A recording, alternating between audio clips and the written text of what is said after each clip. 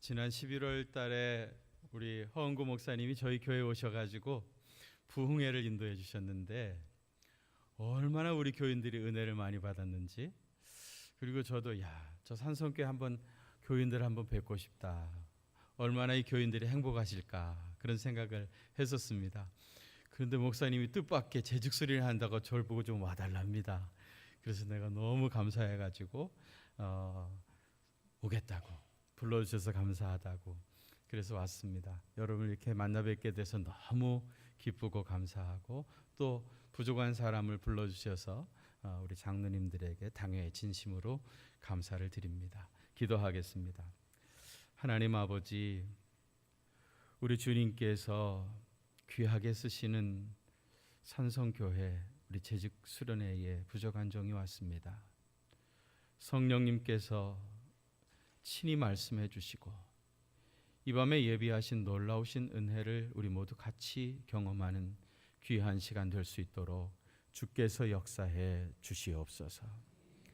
성령님 친히 말씀하시고 부족한 종은 성령님의 발성기관이 되어서 하나님의 말씀만 바르게 전할 수 있도록 은혜 부어 주시옵소서. 여기에 귀한 예물 정성 다하여 바치는 귀한 종들이 있습니다. 그 마음 받아주시고 손대는 모든 일마다 주님의 형통한 복과 은혜가 임하게 하여 주옵소서. 예수님 이름으로 간절히 기도하옵나이다. 아멘. 저는 예배를 설교를 할 때마다 꼭 좌우에 계신 분들하고 인사를 나누자 그러거든요. 뭐라고 인사하는가 하면요, 서로 활짝 웃으시면서 또 얼굴을 확인하시고 예수님 참 많이 닮으셨네요. 그렇게 인사를 한번 해보시기 바랍니다.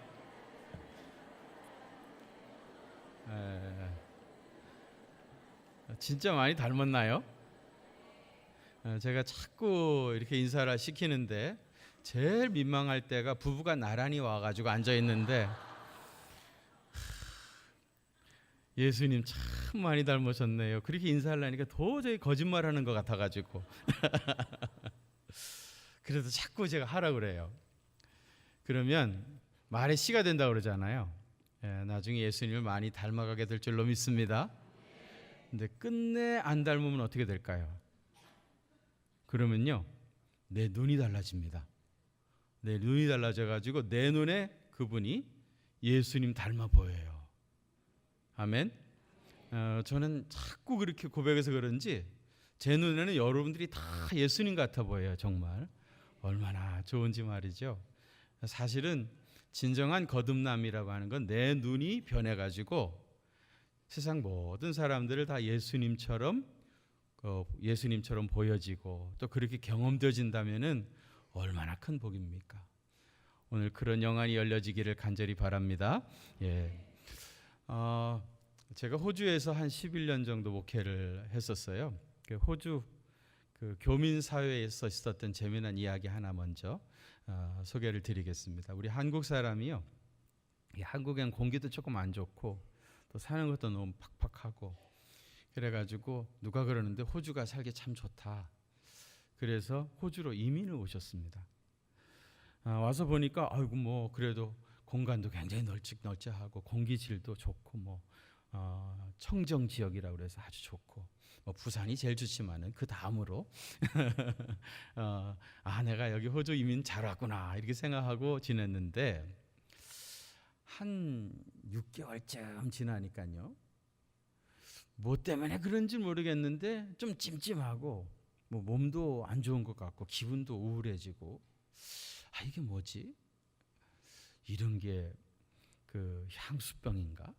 이런 생각을 했었습니다.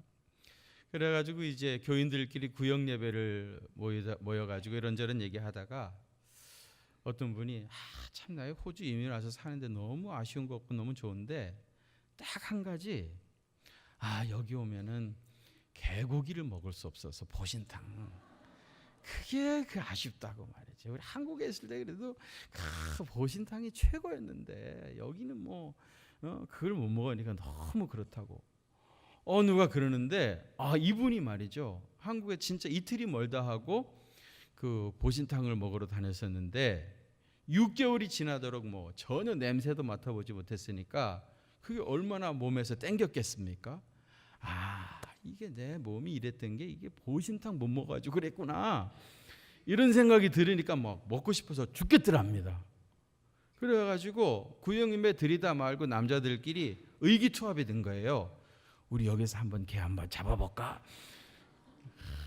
눈빛이 탁 통한 겁니다. 그래가지고 이 세 사람이 모였어. 이 사람, 이분하고요, 또 한 사람은 시골에서 개 좀 많이 잡아본 경험 있는 사람, 또 한 사람은 서울에서 칼 좀 쓰던 사람, 정육점에서 있잖아요. 정육점에서 이렇게 세 사람이 딱 의기투합이 된 거예요. 그래서 언제로 나를 잡을까? 여자들이 있으면은 아무래도 여성들이 조금 소문이 빠르잖아요. 그 여성들한테 알려지게 되면 이게 소문이 나니까 여자들이 그 교회 가는 주일날 아침에 부인들은 빨리 교회로 갔다 오라고 다 보내놓고, 그리고 이 사람의 백가든에서 개를 한 마리 잡기로 한 겁니다. 그래가지고 개를 한 마리 큼지막한 걸 준비했어요. 그 세 사람이 뭐 워낙 또 이거 먹고 싶은 사람들끼리 모여가지고 하니까 얼마나 손발이 착착 맞았겠습니까? 시골에서 개를 잡아본 사람이 순식간에 이 개를 목을 쳐가지고 죽였어요. 그 다음에 어떻게 해야 되죠? 이제 장작불을 피워가지고 털을 태워야 되잖아요. 그 막 장작불을 막 피우고 있는데 삐뽀 삐뽀 이러면서 호주 경찰이 출동을 한 겁니다. 오자마자 이제 사진을 찍어대고 개를 잡아 죽였으니 이게 뭐 얼마나 큰 죄입니까? 그래서 사진을, 현장 사진 다 찍고 체포하려고 그런 거예요. 뭐 현장에서 잡혔으면 어떡하겠습니까? 변명할 수도 없고. 야, 살겠다고 호주까지 이민 와가지고 이제 경찰서에 유치장에 가게 생긴 거예요. 유치장 가는 건 둘째 문제고, 하루 아침에 이제 한국 사람들이 개 잡아먹다가 들켜가지고 유치장 갔다. 이거 완전히 국제적인 망신이잖아요. 근데 뭐 어떻게 하겠습니까? 이미 엎어져 버린 물인데. 그런데 갑자기 이 서울에서 정육점 하던 이분이 말이죠, 땅을 막 치면서 아이고 우리 불쌍한 어리, 아이고 우리 불쌍한 어리 하면서 막 울어대는 거예요. 호주 경찰을 당신 왜 우냐고. 그러니까 이 사람이 하는 말이, 우리 집에서 애주중지 키우던 이 어리가 어젯밤에 죽었는데 우리 이민자들은 돈이 없어가지고 당신네들처럼 개 공동묘지에다가 이 개를 모실 수가 없어가지고 우리가 이것을 다 화장해가지고 백가든에다가 모시려고 지금 우리가 불을 지피고 있다고. 그러니까 설명이 되잖아요. 그러니까 이 호주 사람들이요 굉장히 또 순진해요. 그래가지고 아이고 그러냐고, 우리는 그런 줄도 모르고, 아이고 너무 미안하다고, 진짜 용서해달라고, 그 빨리 어서 하시라고, 빨리 하시라. 그래가지고 위기를 일단은 모면을 했습니다. 그런데 그러고 끝났으면 좋았을 텐데 그 다음 날 문제가 생겼어요.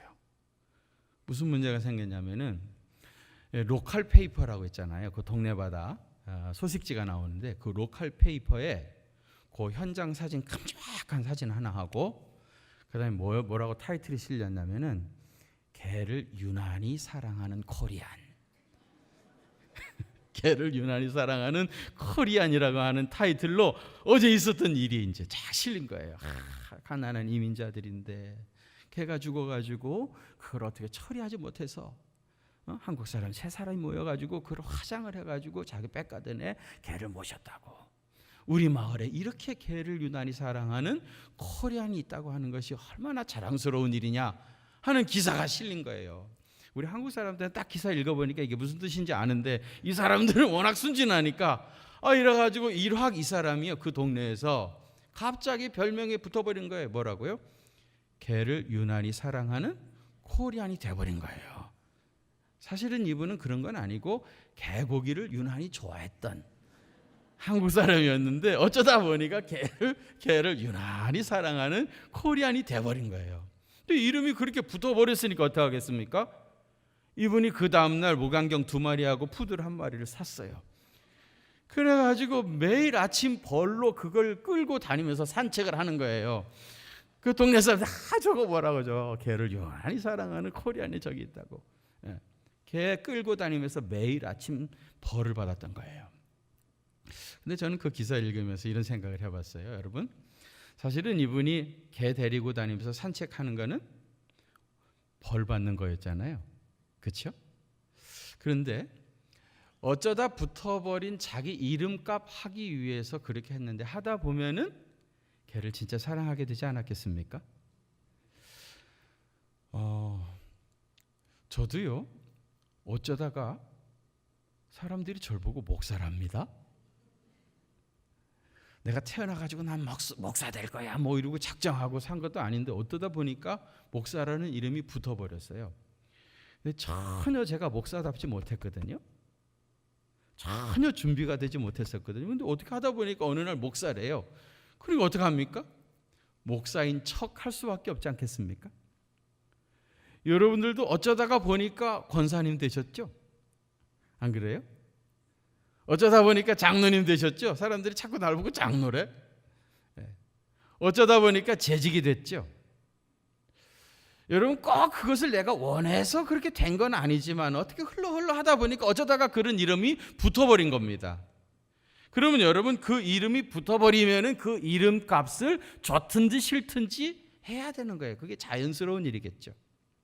근데 여러분, 그 일을 자연스럽게 하다 보면은 그 일이 보람도 있고, 또 그 일을 통해서 하나님이 주시는 기쁨도 있고, 또 그 일을 통해서 많은 사람들을 섬기고 또 교회를 위하여 봉사할 수 있는 귀한 사역이 되는 겁니다.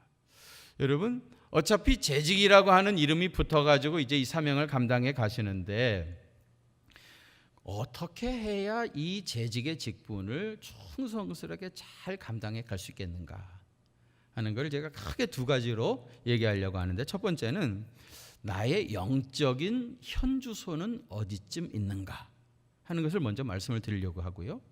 그 다음에 구체적으로 내가 어떻게 해야 내 인격과 영성이 보다 더 성숙한 그리스도의 제자가 될 수 있겠는가, 이 두 가지를 말씀을 드리려고 그래요. 영적으로 얘기하면은요, 사람은 크게 세 부류의 사람이 있습니다. 세 부류. 그게 이제 오늘 본문 고린도전서 2장과 3장에 나오는데요. 첫 번째는 뭐냐면 육에 속한 사람입니다. 육에 속한 사람. 2장 14절에 나오는데요. 헬라어로는요, 푸시코스라고 그래요. 푸시코스. 뭐라고요? 푸시코스. 여러분 발음도 좋으시네요. 푸시코스. 왜냐하면 이 육체를 푸시케라고 그럽니다. 푸시케. 육체, 푸시케에 속한 사람. 그래가지고 이제 푸시코스라고 하는데요. 영어로 얘기하면 the man without the spirit. 성령님이 없는, without. 성령님이 없는 사람, 오직 육체만 있는 사람입니다. 이제 푸시코스인데요. 갈라디아서 5장 19절에 보면은 육체의 일은 분명하다. 이 육체 가지고 열매를 맺는 건 뻔하다 그러면서 음행, 더러운 것, 호색, 우상숭배, 주술, 원수 맺는 것, 분쟁, 시기, 분냄과 당짓는 것, 분열함, 이단, 투기, 술 취함, 방탕함, 또 그런 것들이다. 육체 가지고 맺을 수 있는 열매라고 하는 것은 이런 것들 뿐입니다.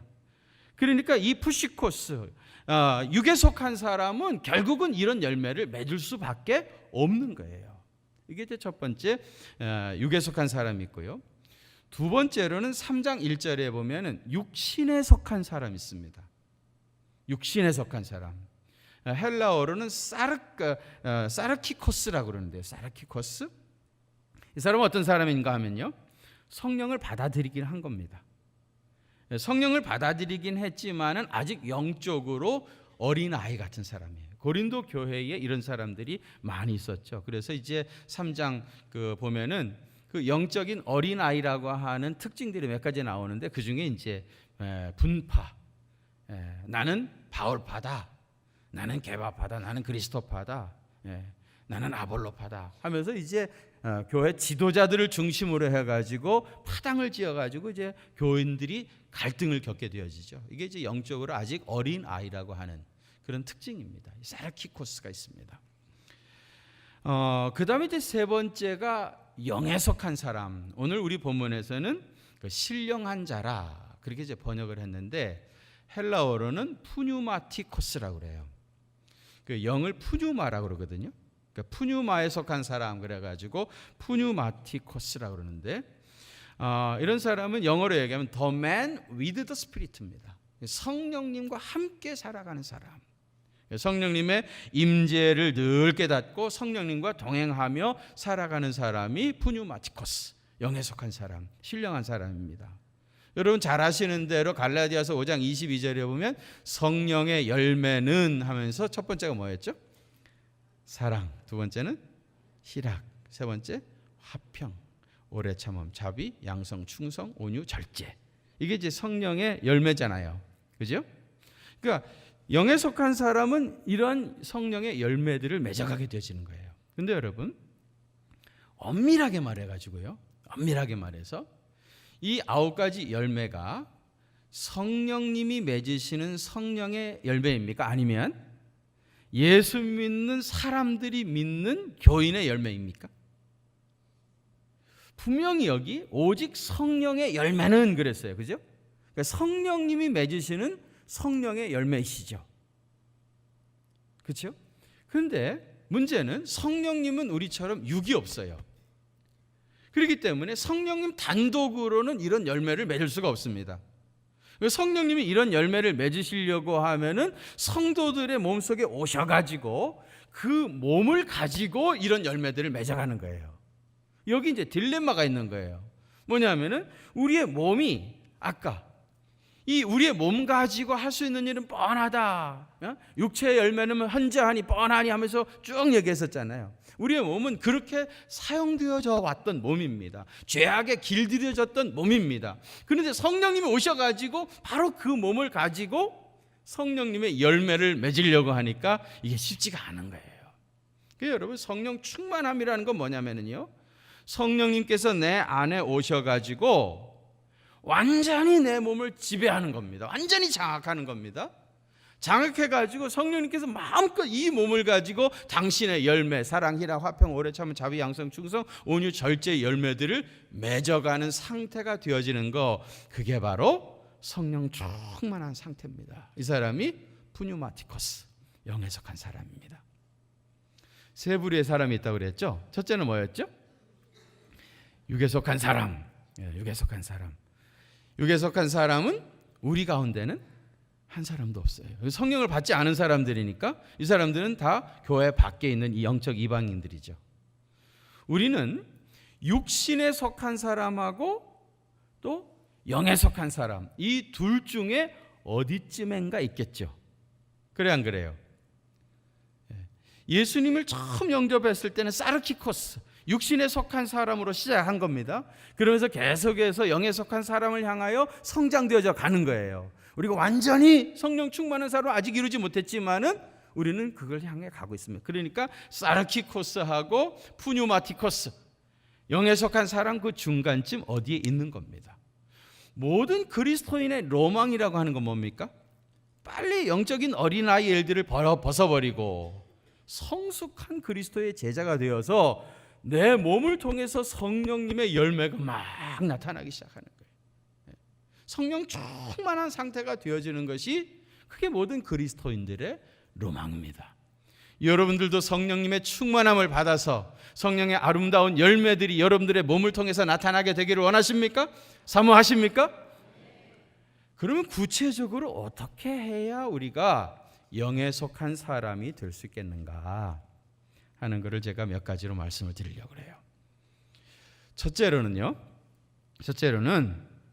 세상 끝에 있을 하나님의 심판을 기억해야 합니다. 어떻게 해야 된다고요? 세상 끝에 있을 하나님의 심판을 기억해야 돼요. 여러분 평생 하나님과 동행하다가 죽음을 보지 않고 들리움을 받은 사람 있죠? 누구죠? 에녹이죠. 에녹. 창세기 그 5장 21절에 보면은요, 에녹은 65세에 무두셀라를 낳고 그리고 300년 동안 하나님과 동행하다가 죽음을 보지 않고 들림을 받았다고 그랬어요. 근데 에녹이 아들 무두셀라를 낳고 나서 그리고 하나님과 동행하기 시작한 겁니다. 그 무두셀라를 낳기 이전에는 어땠는지 우리가 모르죠.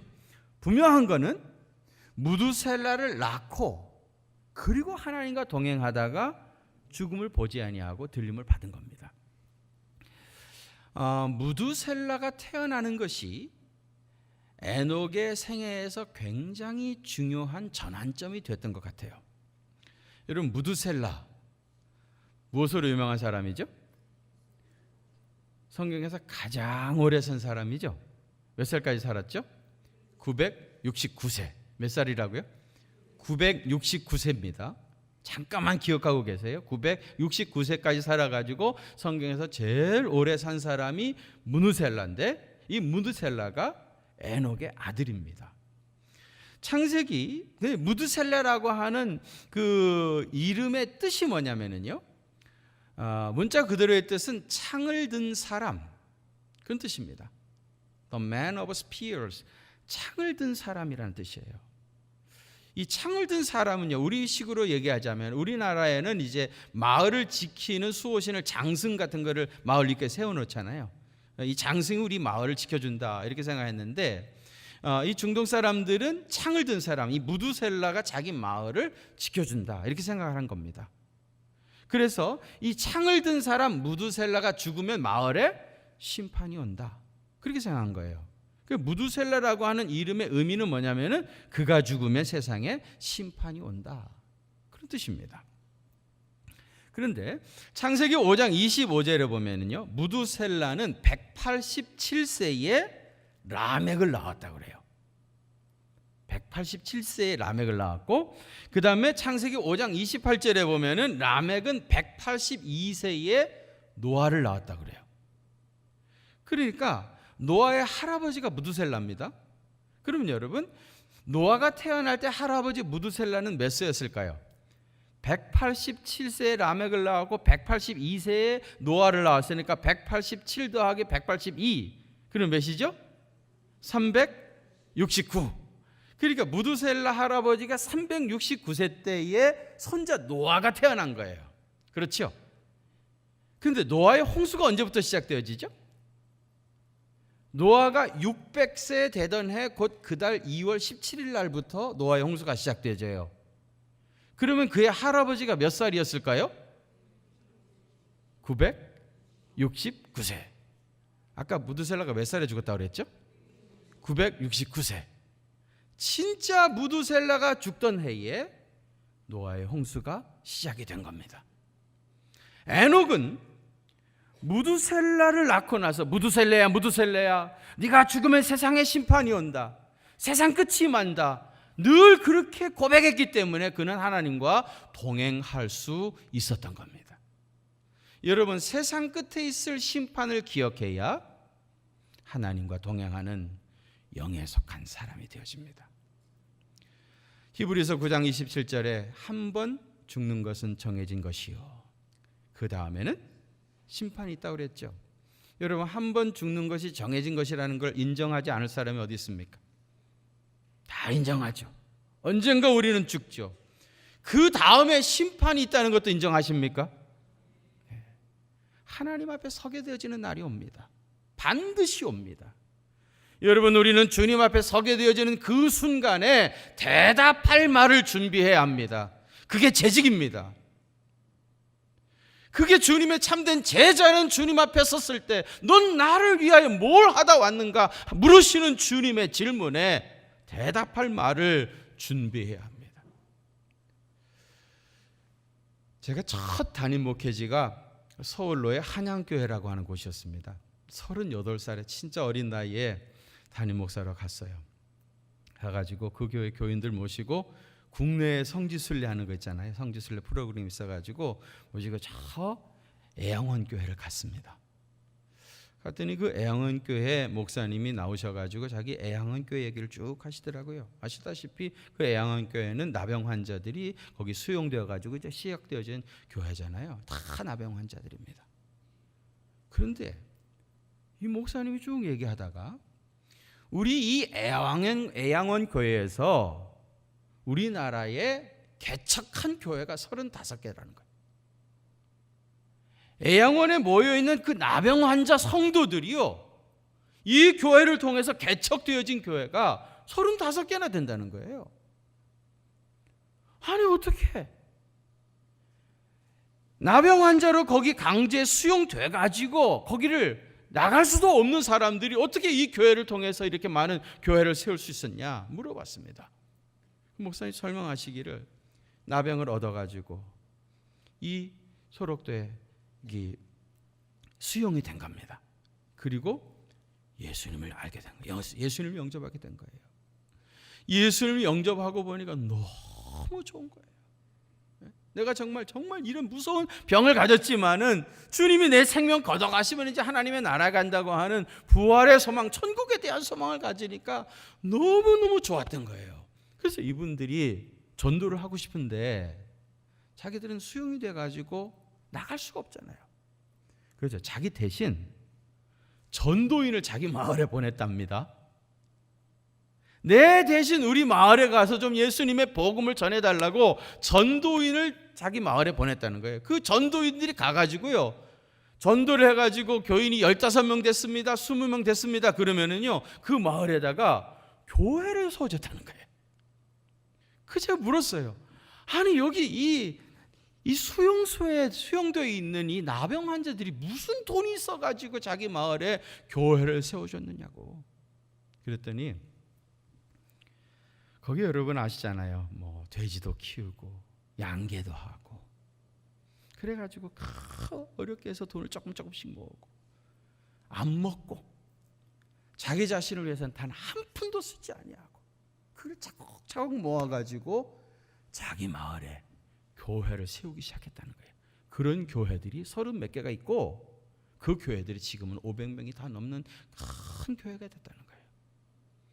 제가 그 얘기를 들으면서 다리가 후들후들 떨렸어요.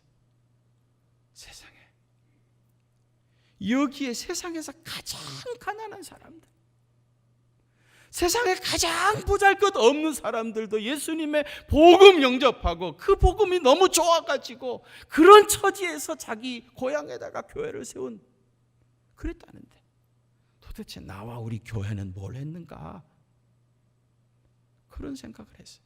돌아오자마자요, 제가 그 38살이니까 얼마나 어려요, 경험도 없고. 제가 교인들 앞에 그랬어요. 그 얘기를 쭉 하면서 이제 우리 교회에서 절 보고 뭐 칠순잔치 할 테니까 목사님 어느 호텔에 와주세요. 그러면 안 가겠습니다. 그런 거 하지 마세요. 결혼식도 너무 요란하게 하지 마세요.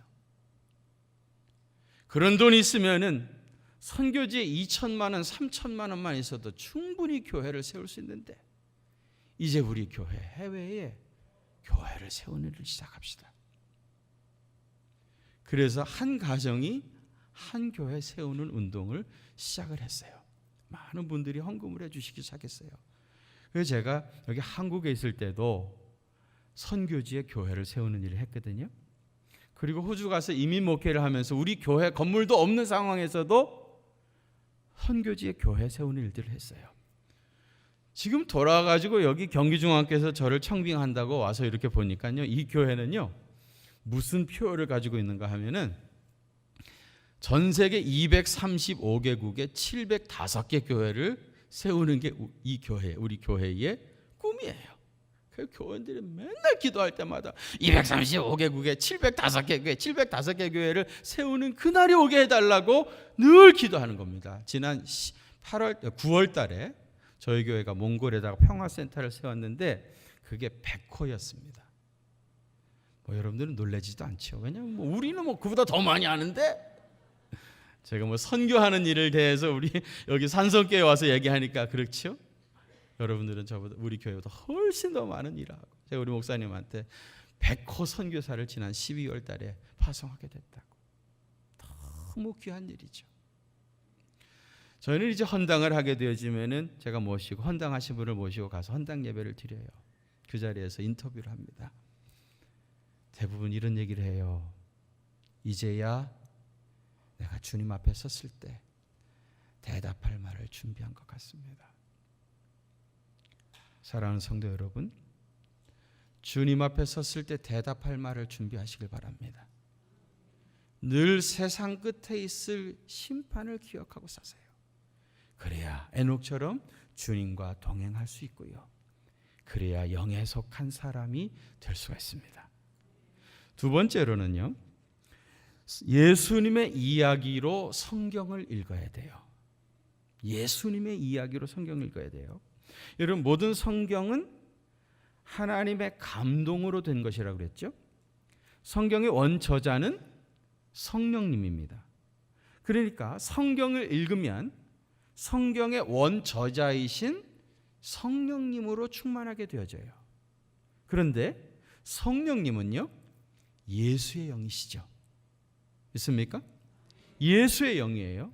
그렇기 때문에 여러분, 성경을 읽어도 예수님의 이야기로 성경을 읽어야 예수의 영이신 성령님이 내 안에 오시고 그 성령님이 내 몸을 온전히 지배하게 되어지면 영에 속한 사람이 되어서 성령님의 아름다운 열매들이 내 몸을 통하여 나타나게 되는 거예요.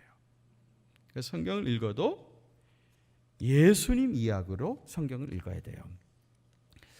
여러분, 신구약 성경의 가장 핵심이 뭐죠? 예수님의 십자가죠. 그죠? 복음입니다. 누구라도 예수님 영접하면 구원받고 하나님의 자녀가 되어진다고 하는 예수님의 십자가 이야기가 성경의 가장 핵심입니다. 이게 원형입니다.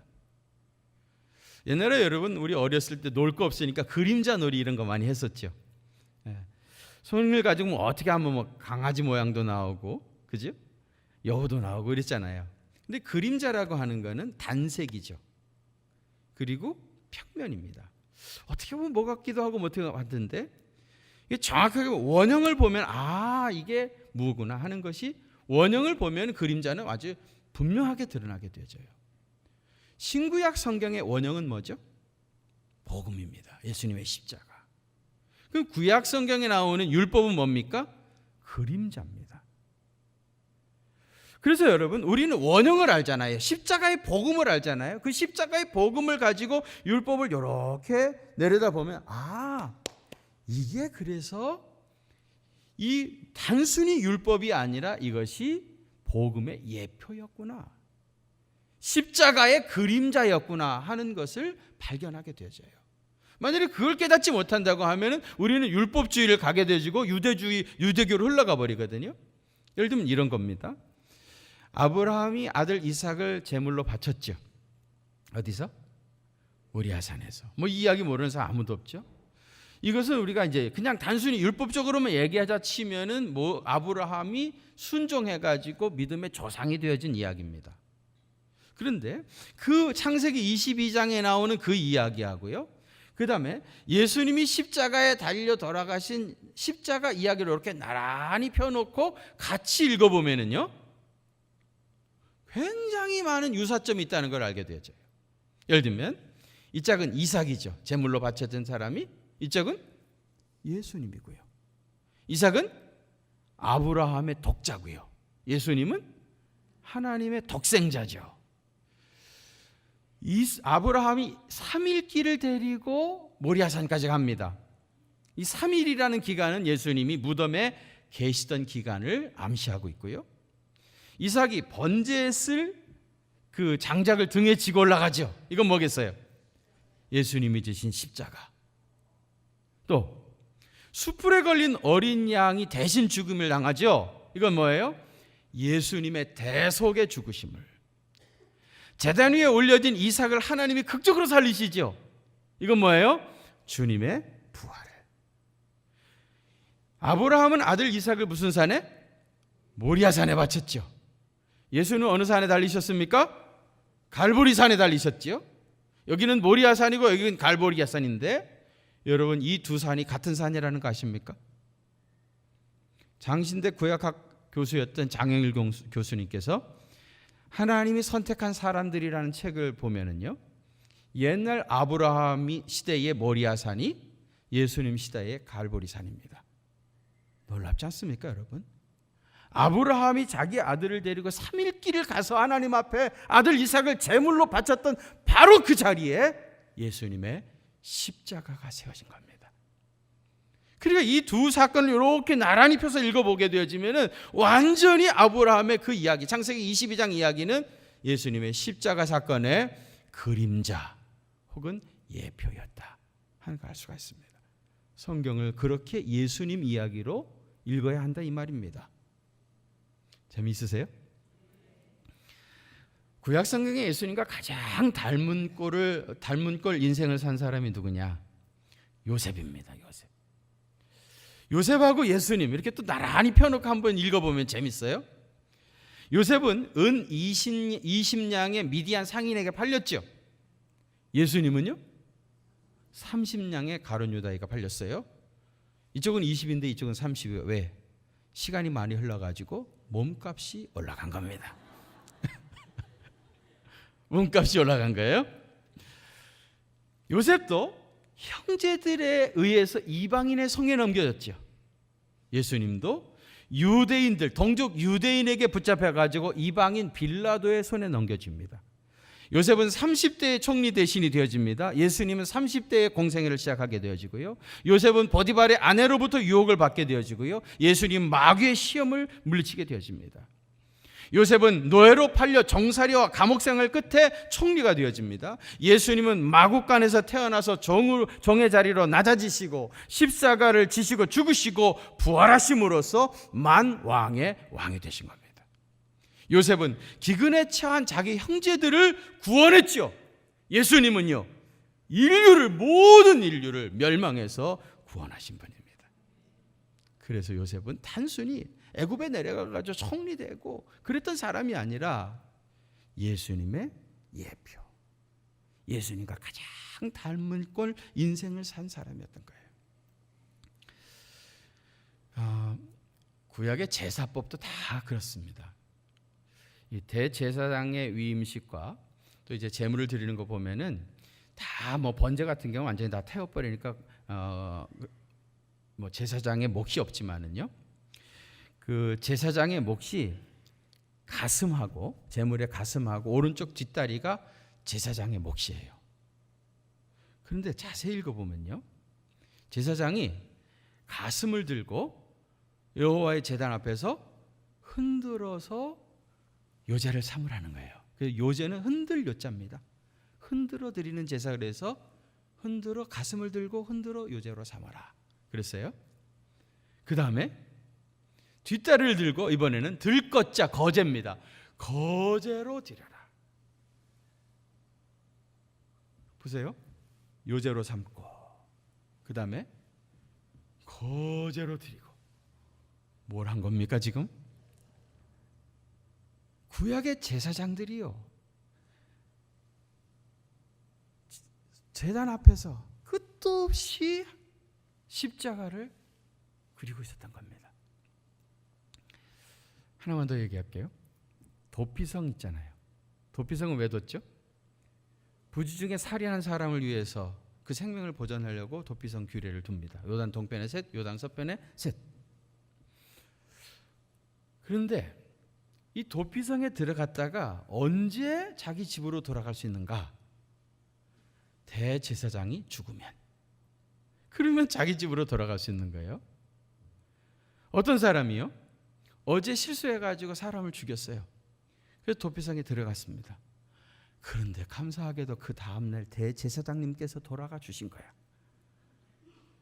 그럼 이 사람은 이틀 만에 자기 집으로 돌아가는 겁니다. 그래서 어떤 사람은요, 거기 들어가 있는데 대제사장이 장수의 복을 누리시는 거야. 빨리 이 대제사장이 돌아가셔야 나 집에 가서 할 일도 많은데, 아니 대제사장이 막 한없이 사시는 거야. 그럼 내놓고 말은 못하지만 속으로 뭐라고 기도하겠습니까? 하나님, 대제사장 빨리 좀 데려가 주세요. 나 집에 가서 할 일이 많거든요. 그런 기도하지 않겠습니까? 여러분, 세상에 이런 법이 어디 있어요? 세상에 이런 법이 어디 있어요? 하나님께서 그러는데 대제사장이 죽으면 모든 죄에서 벗어나서 자기 집으로 돌아갈 수 있다는 거예요. 대제사장이 죽으면. 이게 뭐예요? 영원하시고도 참되신 대제사장 예수 그리스도께서 죽으시면은 모든 죄속으로부터 해방이 되어서 자기 집으로 돌아가시다. 여러분, 구약의 율법이 단순히 율법 같지만 가만히 살펴보면은요, 완전히 예수님 이야기예요. 예수님의 십자가 사건입니다. 혹시 재미가 있으신 분은요, 제가 작년에 예수님 이야기로 가득한 교회라는 책을 썼습니다. 거기에 이런 이야기가 계속 나와요. 제가 책 팔러 온 건 아닌데 관심 있으시면, 여러분, 우리가 성경을 읽는 것도 중요하지만은 성경을 예수님의 이야기로 읽어야 됩니다. 저는 그렇게 믿어요. 성경을 예수님의 이야기로 읽어야 예수의 영이신 성령님이 오시고, 성령님이 오셔야 성도는 변하고 교회는 성장한다. 그렇게 믿어요. 성령님이 오셔야 사람이 변해요. 그리고 교회는 성장하게 되어 있어요. 그렇게 되어지려면은 성경을 읽을 때 예수님의 이야기를 읽어야 한다 하는 겁니다. 세 번째로는 전도해야 됩니다. 뭐 해야 된다고요? 전도. 성령 받지 않고 전도할 수 없죠. 동시에 전도의 현장에서 가장 성령으로 충만해집니다. 가장 성령 충만해질 때가 전도할 때입니다. 하늘과 땅의 모든 권세를 내게 주셨으니 그러므로 너희는 가서 모든 민족을 제자로 삼아 아버지와 아들과 성령의 이름으로 세례를 베풀고 내가 너희에게 분부한 모든 것을 가르쳐 지키게 하라. 볼지어다 내가 세상 끝날까지 너희와 항상 함께 있으리라. 여러분, 하늘과 땅의 모든 권세는 전도의 현장에서 나타납니다. 지금도 전도의 현장에서 이와 같은 놀라운 역사들이 나타납니다. 여러분, 기적 중에 진짜 기적은 속 사람이 달라지는 거예요. 제가 호주에 목회할 때 말이죠, 오세아니아 그 아버지 학교 운동본부에 제가 강사했었거든요. 여러 도시를 돌아다니면서 이제 아버지 학교를 했는데, 한 번은 어느 교회 가가지고 강의를 하는데, 강의를 마치고 어떤 사람이 날 보고 아주 무례하게, 목사님, 내가 다음 주일날 목사님네 교회 가서 예배 좀 드려도 되겠습니까? 그러더라고요. 뭐라 그랬죠? 뭐라 그랬더니 진짜 왔어요. 와가지고 예배를 드리고 가더니 다음 주에도 와도 되겠습니까? 또 그러더라고요. 오시라고. 하도 그래가지고 특이해가지고 저 사람은 어떤 사람이냐고 내가 좀 물어봤어요. 그랬더니 이 사람이 자기 부인하고 나이 차이가 7살이랍니다. 부인이 7살 연상의 여인이에요. 근데 지독하게 기독교를 반대하는, 시드니에 완전히 다 사람들이 아는 안티 크리스찬이라는 거예요. 뭐에 앉아가지고 교회를 얼마나 핍박하는지. 자기 손으로 자기 부인 성경책을 23권 찢었답니다. 부인이 도저히 같이 못 살겠다고 이제 다 정리하고 한국으로 들어가 버렸어요. 3개월 만에 돌아와가지고 이혼하고 이제 끝내겠다고. 자기 부인이 한국에 가버리니까 그 주변에 있는 사람들이 아버지 학교 한번 가보라고, 우리가 돈 내줄 테니까 온 겁니다. 그리고 나서 이 사람이 제 소리를 듣고 자꾸 오는 거예요. 자기 부인이 한국에서 돌아오니까 자기 남편이 교회를 다니고 있는 거예요. 세상에. 저러다 말겠지. 계속 가는 겁니다. 나하고 성경 공부하자. 그래서 제가 성경을 예수님 이야기로 읽는 성경 공부를 가르치기 시작했어요. 이 사람이 달라지기 시작하는 거예요. 부인이 우리 교회로 같이, 두 부부가 같이 나란히 다니기 시작했습니다. 놀랍게 변합니다. 근데 이 사람이 완전히 성령님이 오시니까 사람이 달라져 버리는 거예요. 그래가지고 이제 누구만 만나면 선교 이야기하고 전도하자 그러고, 자기 돈으로 인도네시아에 교회도 세우고 고아원도 하고 말이죠. 여기 부산의 어느 교회 장로님이셔요. 이분이 비즈니스 때문에 이 사람하고 아주 20년 이상 교제를 했었대요. 올 때마다 너 그런 짓 하지 말고 이제 교회 좀 다니라고 그렇게 전도를 했답니다. 그런데 전혀 이 장로님 나중에 나한테 저 사람은 절대로 교회 안 다닐 사람이라고 자기가 알았다는 거예요. 그리고 실제로 그 사람이 교회에 오니까요, 그 사람이 교회 다닌다, 내 눈으로 확인하지 아니하면 난 못 믿겠다 그래가지고 꼴초의 멤버들이 확인하러 온 거야. 그 사람 교회 왔다는데 진짜인지. 그런 사람입니다. 이 사람이 너무 달라진 거예요. 여기 부산의 장로님이 나한테 목사님, 시드니에 기적이 일어났습니다. 부산에 한번 오시면 제가 잘 모시겠습니다. 그래가지고요, 제가 제 아내하고 여기 한번 왔었지 않았겠어요? 이 장로님 얼마나 잘 대접해 주는지 나 교인 잘 둬가지고 그렇게 대접 잘 받아보기 처음이었어요. 여기 부산의 장로님들 멋지시더라고요. 복음이 들어가면 사람이 달라집니다. 한 1년 6개월쯤 된 것 같아요. 우리 교회 집사님인데 자기 부인 남편을 데리고 늦은 밤에 저를 찾아왔어요. 목사님, 우리 남편이 림프암인데 이제 3개월도 못 산다고 그래요.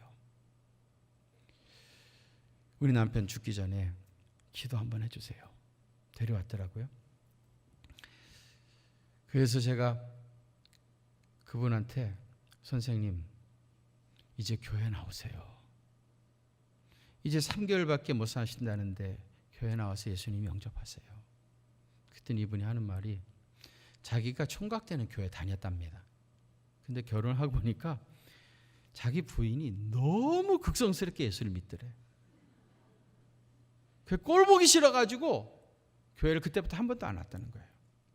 그러면서 내가 지금 죽게 생겨가지고 목사님한테 기도받고 나으려고 온 게 아니고 하도 이 부인이 목사님한테 한 번만 가서 기도받고 가자가 하도 외원해서 그래서 왔다고.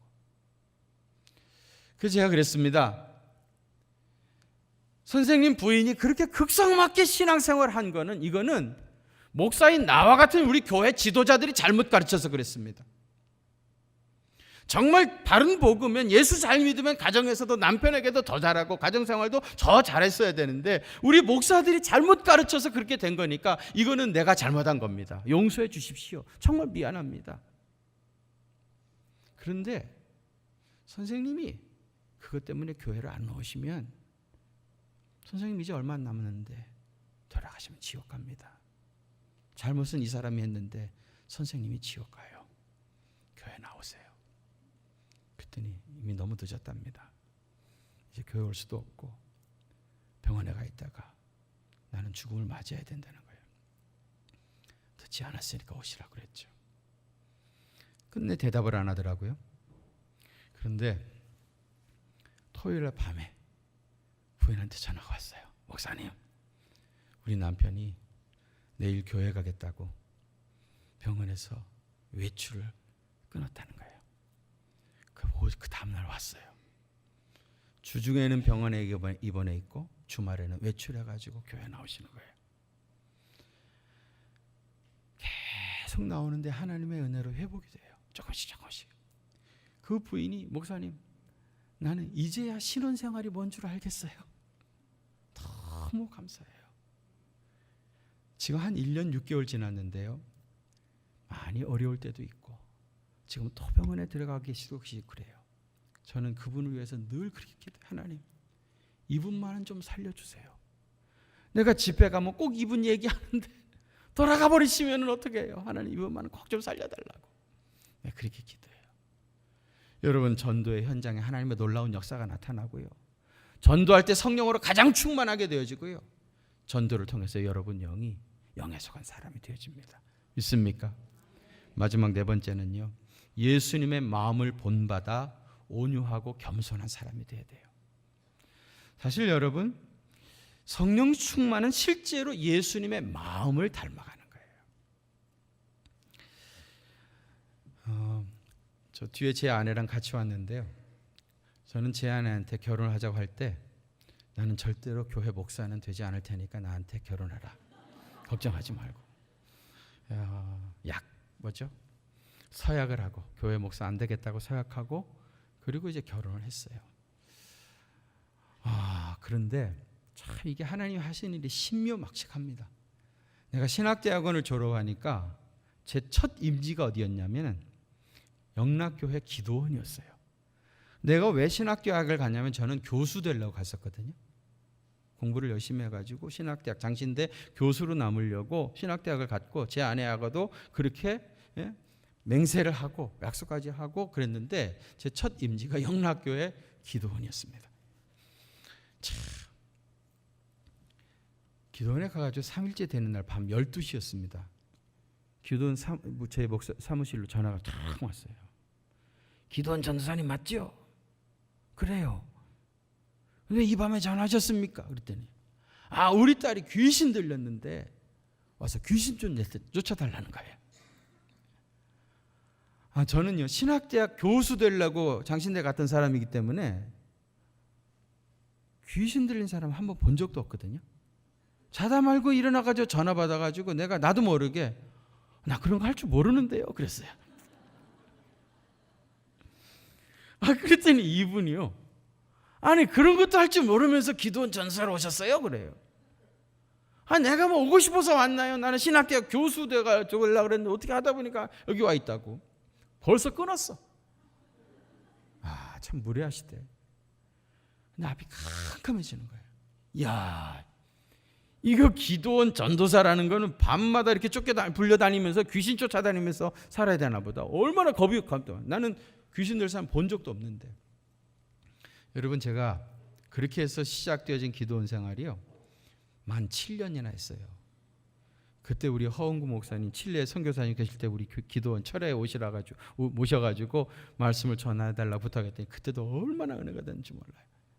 7년. 내가 기도원 영락교회, 그래도 괜찮은 교회였잖아요. 영락교회 기도원 목사했었습니다. 여러분, 제가 방언을 할 수 있을 것 같아요? 못할 것 같아요?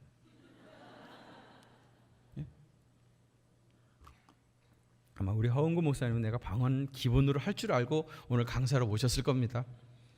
방언하게 생겼어요? 못하게 생겼어요? 기도원 7년을 했다니까요. 기도원 목사. 어떤 기도원은 걔도 방언을 한다고 그러더라고요. 근데 나는 방언을 못했어요.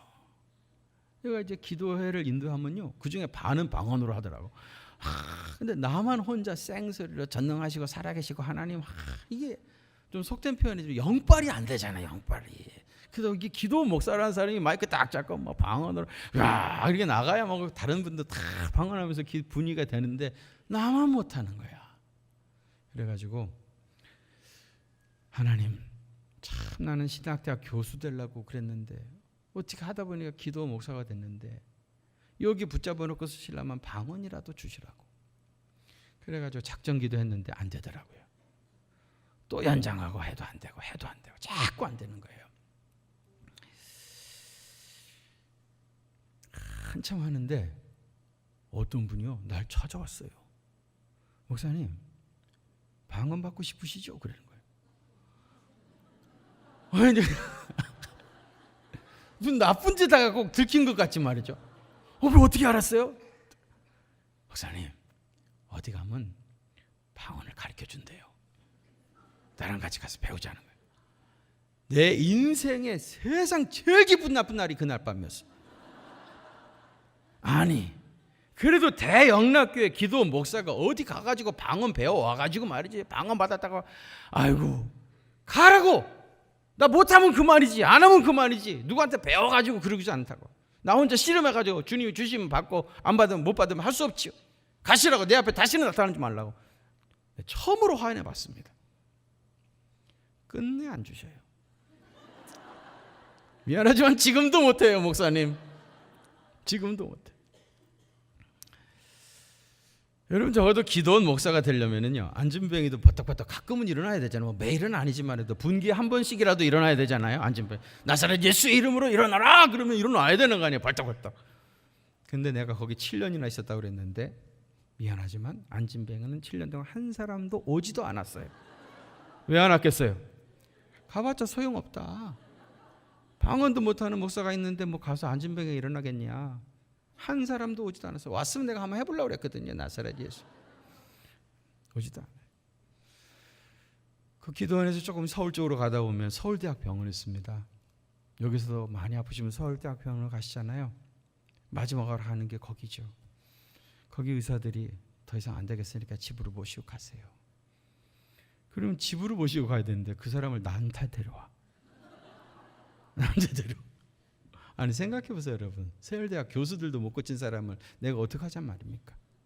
근데 뭐 그 환자를 모시고 왔으니 어떻게 하겠어요? 제가 나름대로 믿음으로 기도를 하죠. 주여, 이제 마지막입니다. 주님 외에는 그 누구도 어떻게 할 수가 없습니다. 불쌍히 여겨주시고 살려주십시오. 그러면 나으면 얼마나 좋겠어요. 저는 여러분, 하나님께서 그렇게 귀하게 쓰시는 분도 얼마든지 있다고 믿어요. 존경하고요. 얼마든지 있어요. 하나님께서 값지게 쓰시는 그런 주의 종들의 손을 통해서 나타나는 역사들이 아주 많습니다. 그런데 제가 하니까 저는 안 되더라고요. 오는 분들한테 내 나름대로는 믿음으로 기도했지만은 안 됐어요. 한 번도 목사님한테 기도받고 고침받았다고 감사헌금 들고 오신 분은 없었습니다.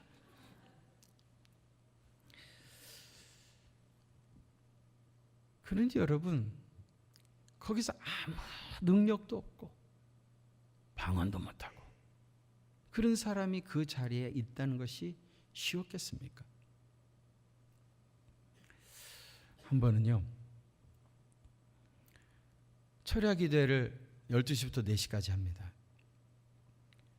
4시까지 꼬박 4시간 동안 찬송하고 말씀 전하고 기도해요. 그럼 그 밤에 2kg가 빠져요. 딱. 그러면 토요일 새벽에는 완전히 녹초가 돼요. 기도원 사무실에서 그냥 자는데 한 6시 반쯤 기도원 사무실로 전화가 온 거예요. 목사님이 쉬쉬하는 줄 아는데 전화 드렸어요. 알면 하지 말아야죠. 왜 알면서 그래? 너무 급해가지고 미안한 줄 아는데도 할 수 없이 했다. 그러면서 자기 딸이 어느 기도원에 갔는데 귀신이 들려왔다는 거예요. 그러니까 목사님이 좀 오셔가지고 귀신 좀 쫓아다 달래. 그래서 제가 권사님도 아시다시피 우리 교회는 다 교구 목사들이 관리를 하니까 교구 목사님한테 전화 드려가지고 기도를 받으세요. 내가 남의 교구에 함부로 가는 거 아니에요. 그건 우리 목회자들의 룰도 아니에요. 그랬더니 이분이 아이고 그런 거는 우리 교구 목사는 못해. 기도 목사님 오셔야지. 무슨 칠순잔치, 결혼잔치, 애들 돌잔치, 호텔에 살 때는 그때는 기도 목사 한 번도 생각지 않고 자기 그 교구 목사님 오셔가지고 하더니 무슨 뭐 죽게 생겼다든지 귀신 들렸다든지 그럴 때만 이제 기도 목사가 생각나나 봐. 그런 건 교구 목사가 못하고 기도 목사님 오셔서 해주셔야 된다는 거예요. 권사님 나 처리하고 죽을 것 같은데 그 권사님이 살려달래. 목사님 한 번만 살려달래. 근데 그분이 연세가 굉장히 높았거든요. 그 연세 높으신 어르신 권사님이 그렇게 애원하는데 근데 그 어린 목사가 어떻게 거절해요? 알았어요. 집이 어디세요? 사당동이래. 기도원에서 내려와가지고 전철 타고 한 1시간 가야 돼. 알았어요. 갈게요. 그리고 이제 전철을 타고 가면서 내가 하나님 앞에 그렇게 기도를 했어요. 하나님 아시다시피 나 솔직히 귀신 들린 사람 한번 본 적도 없어요. 그리고 어떻게 해야 이 귀신을 쫓아내는지도 몰라요. 그러나 나는 여태까지 하나님 말씀이 말씀대로 선포가 나가면 역사가 나타난 줄 알고 그러고 선포하고 여태까지 왔습니다. 나도 오늘 나사렛 예수의 이름으로 명하면 귀신이 물러나는 줄 알고 가서 예수의 이름을 명할 텐데 주께서 역사해 주십시오. 역사가 안 나타나면 나도 입장 곤란하지만 하나님도 그렇지 않습니까?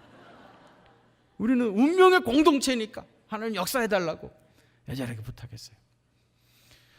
그리고 가보니까 일반 주택에 사시는데요. 내가 가니까 막 은사님이 진짜로 벗은 발로 뛰어나와가지고 막 껑짝껑짝 뛰면서 막 혼자 막 이래. 이놈의 마귀 새끼 이제 우리 기도 목사님 오셨으니까 너 이제 쫓겨난다. 이제 마귀 새끼 막 이러면서 막 그러는 거예요. 그래가지고 그 권사님이랑 집에 들어갔어요. 들어가는데 그 귀신 들렸던 딸이 말이죠. 이렇게 쑥 지나가면서 나를 쳐다보는데 나하고 눈이 싹 마주치는 순간에 내가 겁이 나가지고 눈이 싹 돌아가 버린 거야. 그러면 안 되죠. 눈싸움에서 이겨야 되는데 나도 모르게 그냥 그 눈빛이 완전히 다르더라고요. 이게 귀신 들린 사람은 눈이 다르더만 나도 모르게 싹 피해버린 거예요. 그래서 자기 방을 들어가더라고. 그래서 이제 권사님하고 둘이 마루에서 잠깐 기도하고 뭘 어떻게 하긴 해야 되잖아요. 한 번도 본 적은 없지만은. 그래서 권사님 한번 딸 데려와 보세요. 그랬더니 방에 가서 데려오더라고요. 여기 한번 눕혀보세요. 그러니까 눕더라고요. 그래서 이쪽에 권사님 앉고 나 여기 앉고 둘이. 갑자기 뭐 나사렛 예수 이름으로 하긴 좀 그렇잖아요. 그래도 뭐 찬송을 좀 하면서 해야 될 것 같은 거야. 그래가지고 뭐 철야인도 하면서 뭐 마귀들과 싸울지라 그거 내가 얼마나 많이 했겠어요. 뭐 달달 외우지. 권사님 합시다.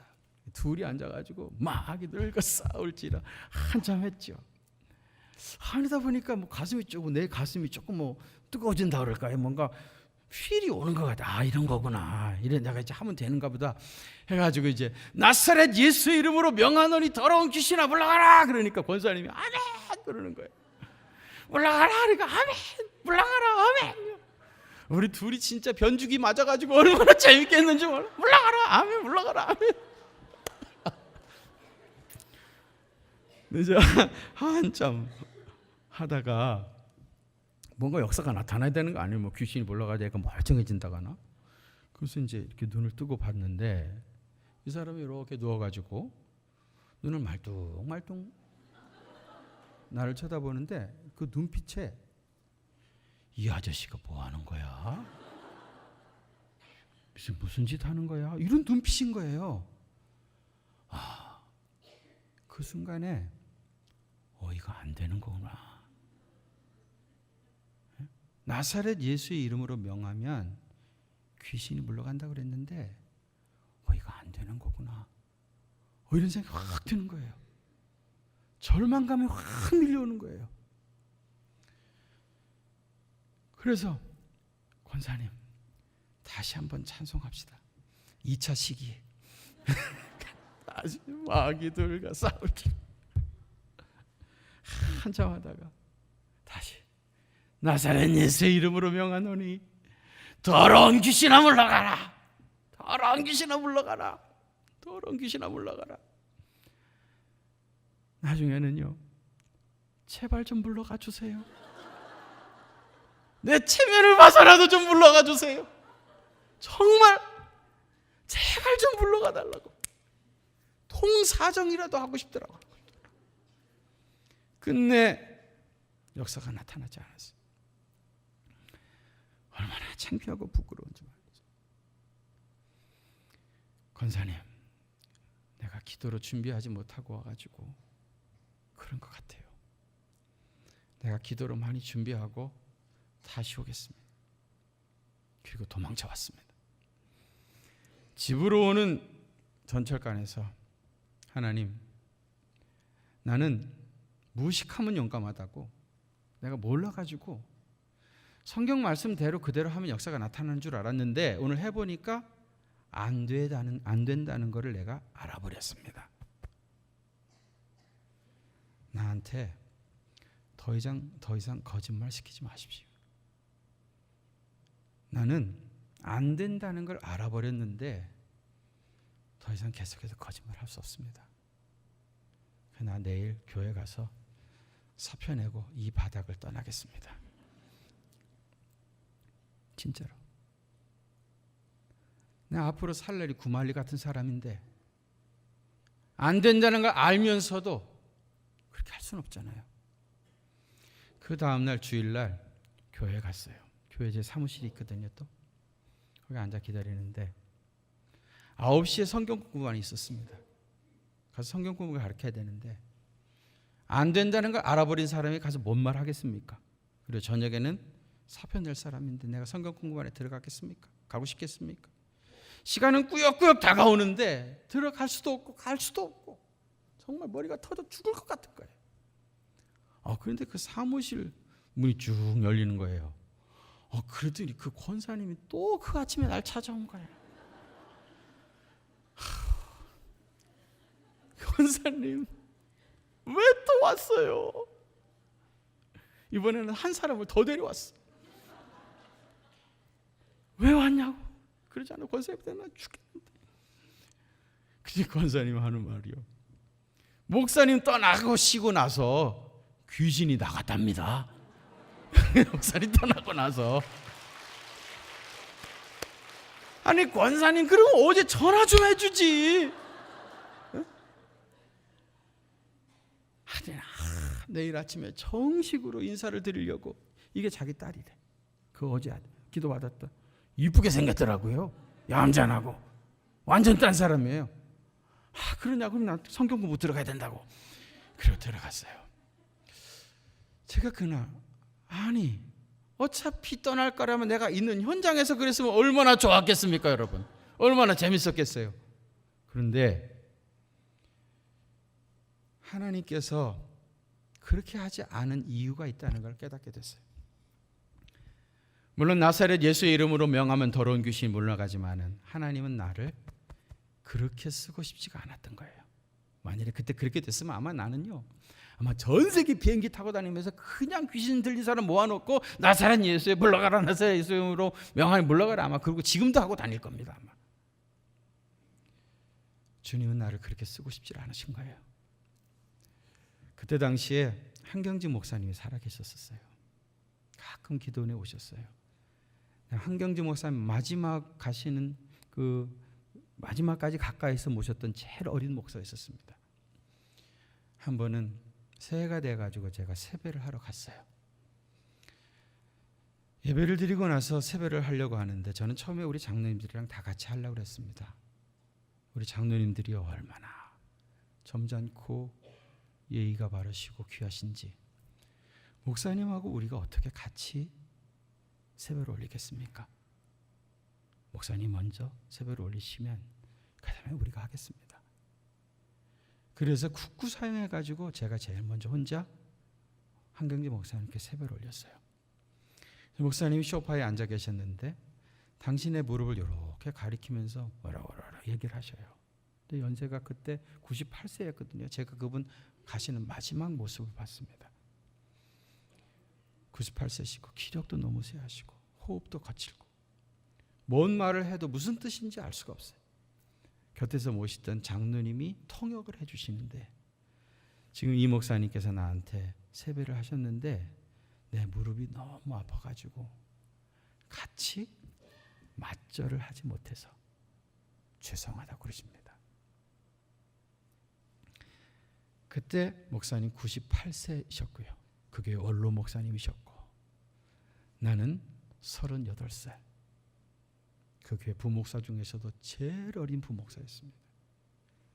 그런데 나는 그 순간에 그 목사님이 어린 목사한테 맞절하지 못해서 죄송하다 하는 말씀을 하시리라고는 꿈에도 생각하지 못했습니다. 세배를 하고 남한선상에서 쭉 내려오는데 저는 묵직한 망치로 제 머리통을 맞은 것 같은 충격을 받았어요. 이거였구나. 이분의 능력은 여기서 왔던 거구나. 그리고 제가 그 길로 기도원으로 다시 왔어요. 내가 7년 동안 기도했던 그 자리로 돌아갔습니다. 내가 그 자리에 앉아가지고 7년 동안 뭐라고 기도했냐면 주여 나한테 방언을 주시든지 말씀의 능력을 주시든지 하늘의 권세를 주셔가지고 이 맡겨진 사명 감당하게 해달라고 내가 기도하던 바로 그 자리에 가가지고 하나님 됐습니다. 이제 능력 없어도 괜찮겠습니다. 내 설교에 은혜가 없다고 사람들이 말해도 상관없습니다. 내가 손을 얹고 기도해도 아무런 병도 고치지 못하는 무능한 목사여도 나는 이제 상관없습니다. 하나님 나한테 겸손한 마음을 주십시오. 가장 낮은 자리에서 성도들의 팔을 씻기면서 평생 주님의 집에서 종노릇하며 살아가는 주님의 제자가 되겠습니다. 낮아지는 마음, 겸손한 마음을 주십시오. 제가 그렇게 기도했거든요. 그리고 나서 진짜 한 달도 되지 않아가지고 7년 만에 그 기도원에서 제가 내려오게 됐어요. 왜 하나님께서 나를 7년 동안이나 거기다 묶어두셨는지 그 이유를 알게 된 거예요. 나는 거기서 7년 동안 능력을 달라, 은사를 달라, 방언이라도 달라고 그렇게 기도했지만은 하나님은 나를 그렇게 쓰고 싶지 않았던 겁니다. 그렇게 쓰시는 많은 종들, 다른 종들이 있지만은 나는 그렇게 쓰기를 원하지 않으셨던 거예요. 능력 없어도 좋으니까 가장 낮은 자리에서 겸손한 종이 되어서 주님 섬기는 마음으로 교인들의 발을 씻기는 그런 주님의 제자 되게 해달라는 그 기도를 듣고 싶었던 겁니다. 사랑하는 성도 여러분, 저는 주님의 참된 제자가 되어지는 것은 가장 낮아지는 거라고 생각합니다. 여러분들이 재직으로 부름을 받았잖아요. 왜 하나님께서 우리를 재직으로 삼으셨습니까? 그 자리가 가장 낮은 자리이심을 기억하시기 바랍니다. 절대로 교회의 직분은 군림하는 자리가 아닙니다. 주님의 종들은 가장 낮은 자리에서 섬김의 영으로 살아가는 사람. 오늘도 주님은 그런 사람들을 찾고 계십니다. 그럼 내 재직소를 통해서 맡겨진 사명 감당하기를 원하시는 사랑하는 산성교회 성도 여러분들은 정말 오늘 주신 말씀처럼 가장 늦은 자리에서 예수님의 마음을 본받아 나는 마음이 온유하고 겸손하니 나의 멍에를 메고 내게 배우라. 그리하면 너희 마음이 쉼을 얻으리니 이는 내 멍에는 쉽고 내 짐은 가벼움이라. 주님이 주시는 해방의 기쁨을, 참된 자유함을 마음껏 받아 누리시는 귀한 생애 되시기를 주님의 이름으로 축원합니다.